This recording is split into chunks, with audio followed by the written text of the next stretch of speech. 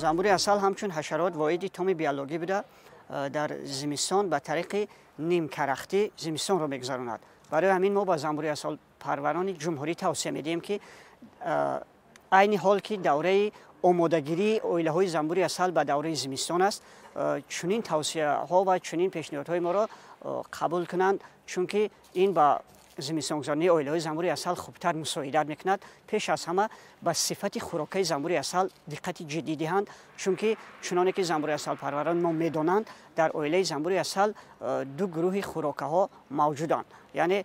عسلی که از شهد گل جمع آوری شده است و عسلی که در تیر ماه از شیرینچه آورده می شود. برای همین توصیه ما چنین است که آنها کوشش کنند که عسلی که از گل آورده شده است و زمستان زنبوران مانند، چون که عسل شیرینچگی که در تیر ماه جمع آوری می شود برای زنبوران در زمستان خوب نیست، چون که آنها میتوانند در زمستان شوشه بندند و زنبوران گرفته نتوانند. برای معین نمودن عسل شیرینچگی از عسل گلی چنین توصیه میدیم که آنها هنگام از نظر گذرانی میتوانند بر اعلی آن را مشاهده کنند، چون که عسلی که از گل گرفته می شود روی پوش سفید دارد، یعنی روی پوش مومین اینها سفید و برجسته است که این را زنبور عسل پروران خود میدانند. ولی عسلی که از شیرینچه گرفته می شود به مانند روی پوش نسل هوار و مومی آن کمی سیاه چتاب می باشد. برای همین این را میتوانند که خود معین کنند و اگر چنین حالت را به نظر گرفته عسل شیرینچه را گرفته در جای او عسل گلی گذارند، میتواند که زمستان گذرانی اویله زنبور را خوب براه ماند. و همچنین گفتن با مورد است که عسل شیرینچگی برای غذای انسان خیلی خوب است، آن یگان که کمبودی ندارد، ولی تنها برای زنبور ما برای آن توصیه نمیدیم که شوشه بندی سخت دارد و زنبوران در حالت زمستان که از آوردن آب آنها تنقسی میکشند این را گرفتن نمیتوانند. دویم حالت این برطرف نمودن حالت ضرررسان‌های بیرونه می باشد، به مانند زنبوران زرد، زنبوران الا و دیگر حشرات‌هایی که به زنبور عسل تهدید میکنند. آنها میتوانند در آخر تیر ماه که دوره عوض‌شوی زنبوران پیر و زنبوران جوان است و اویله زنبور عسل ضرر وارد کنند. در همین حالت ما میتوانیم مقابل کنه‌های ضرررسان و زنبوران دیگری ضرررسان با اویله های زنبور عسل کمی هم باشد کمک خود را رسانیم، چنانچه به مانند استفاده بعضی داروهایی که مخصوص به اویله زنبور عسل پیش بینی شدند. در استفاده داروهایی ها نیز باید زنبور پروران جدی اهمیت دهند، چون که بعضی داروهایی هستند که آنها به اویله زنبور عسل ضرر میرسانند و در نتیجه آمیخته شوی آن به شانهای زنبور عسل یعنی رمکه های زنبور عسل میتواند که در آینده وقتی که ما عسل میگیریم به عسل ما گویم که همون پرپرات تاثیر منفی خودش را رساند. برای همین خوبتر است که زنبور عسل پروران از آن جایهای داروواری را خرید کنند که با آنها گویم که همون سرتیفیکات یا اینکه کفالت دارو داده شود و مخصوص دارو با اویله زنبور عسل پیش بینی شده باشد. یعنی بعضی ها از شاولنیکسلتا استفاده میبرند یا از برگ تماکو و دیگر داروواری هایی که گویم که با اصول باباگی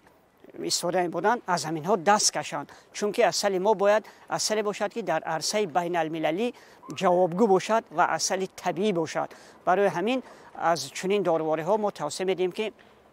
دست کشند و داروهایی رو استفاده برند که مخصوص با اویله زنبور عسل پیش بینی شده باشد. با این داروواری ها میتواند بیپین،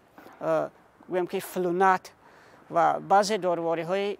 دیگری که نام های گوناگونی زنبور رو دارند، یعنی زنبور رو در زبان لاتینی اپی میگویند، اپیس میگویند و برای همین اکثر داروها با همین نام سر میشوند. و با زنبور عسل پروران بیشتر ما توصیه میدیم که از همین اصول های بابایی، یعنی چنانی که گفتیم از داروواری های که خودشون تیار میکنن دست کشد، در مخصوص با همین داروواری هایی که ما پیشنهاد کردیم آنها استفاده نمایند. جدولچه بر این داروهایی هستند که در شکل پلاستیکی تیار کرده شده‌اند، با مانند وراعدز، با مانند بیپین، با مانند فلونات و یک چند داروهای دیگر که هم در شکل پلوچکگی میگویند، هم در شکل گویم که خاکه و هم در شکل مایع آبی استفاده میشوند آنها را به یک دوزه معین یعنی به وایع معین استفاده برند که هم اویله زنبوری عسل هم نسل آن و هم محصولات غذایی که در آنجا هست و مانند عسل، موم، پروپولیس، شیرش و شیر زنبوری عسل از آن گویم که آسیب نبیند، ضرر نبیند.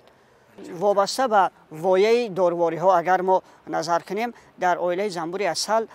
که همچون حشرات زندگی میکند وایع آن اساساً به لانچه زنبور یعنی دو شانه که بین آن زنبور پر است یک لانچه زنبور حساب می شود. به هر یک لانچه در گویم که همون دارو خط نشان داده شده است که مخصوص همین دارو به چند لانچه بسندگی دارد. برای همین را به نظر جای یعنی لانچه‌ای که پر از زنبور است به حساب گرفته از روی دارو خط آن را گویم که استفاده برند و وایع را به یک ترتیب معین استفاده برند و چون که کم و زیاد شدن آن به منفعت